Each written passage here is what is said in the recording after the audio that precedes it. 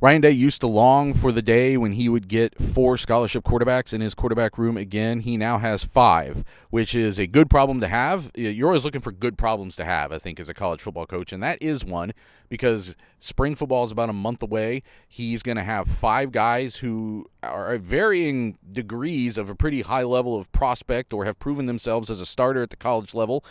And he's got to find reps for all of them because there is still a competition to be had. Will Howard transfers in as the presumptive front runner to start, I guess we'd say. Devin Brown returns with all this experience. Julian Sayin and Aaron Oland are 5-star prospects, and Lincoln Keenholtz is kicking around as like, oh, hey, don't forget about me. I was like really good and played for you in the Cotton Bowl and everything else. How do you, Stephen, as you look ahead to the spring, how do you imagine Ryan Day handles this rotation, this competition, this however you want to say it, and how crucial do you think it is to find this spring the right balance of reps for all these guys, or should that not be the primary concern? I think it's a difficult thing to kind of maneuver here because it's 5 guys, but you've also got a very experienced roster, and Ryan Day was even talking about this when we talked to him Wednesday morning about there's a lot of guys who played a lot of football, so we're not sure how much they're going to participate in that type of stuff. We saw it last year with Marvin Harrison Jr., where he would participate in like the first 4 periods and then he's just standing around because he's Marvin Harrison Jr. He doesn't need to prove himself in spring practice. Now multiply Marvin Harrison Jr.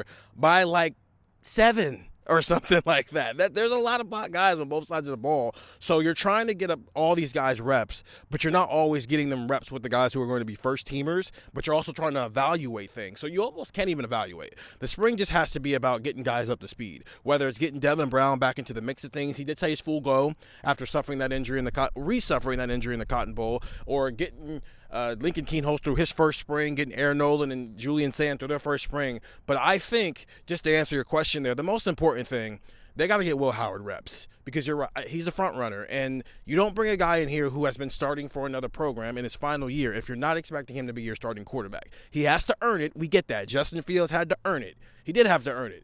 But earning it meant more just like getting the team to buy into you versus like, oh, are you better than everybody else in the room? And I think that's what you're seeing here. And so these 15 spring practices need to be about Will Howard needs to know everything he needs to do.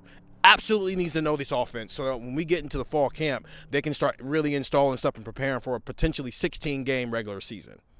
You know, I don't discount the idea that one of these 5 stars could show up and just be like, oh my God, like we can't not play him. Like, sorry, old guys.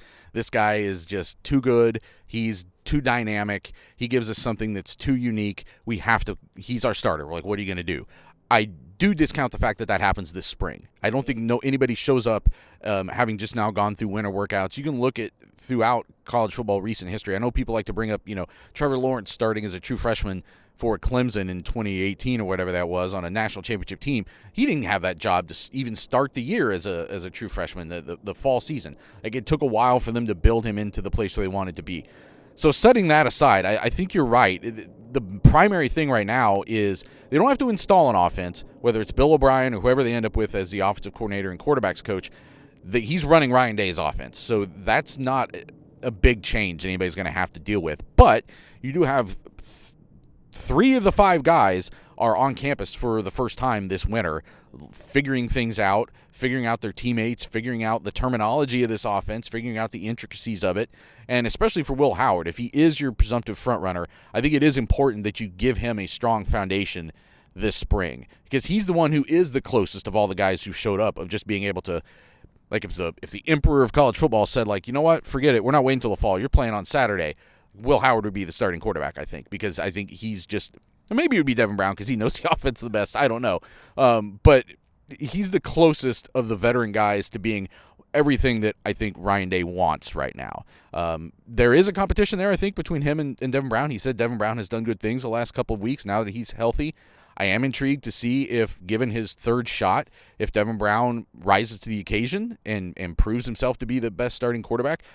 But I think, as you said, for the spring, like, they've got 3 fields behind us. They used all of them last year when they only had 4 quarterbacks. I think you're going to see them try to do that again. I guess they do have 4.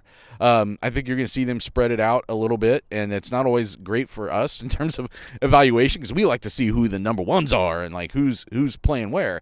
And then everything gets jumbled up, and we're whatever. We figure it out as we go along. It's more important that Ohio State figures it out, and I think you're going to see the good thing that they have is the depth of talent at receiver. It would be nice if they had a more depth of talent at offensive line, but this gives them an excuse to spread more of that around and give all those guys more practice reps.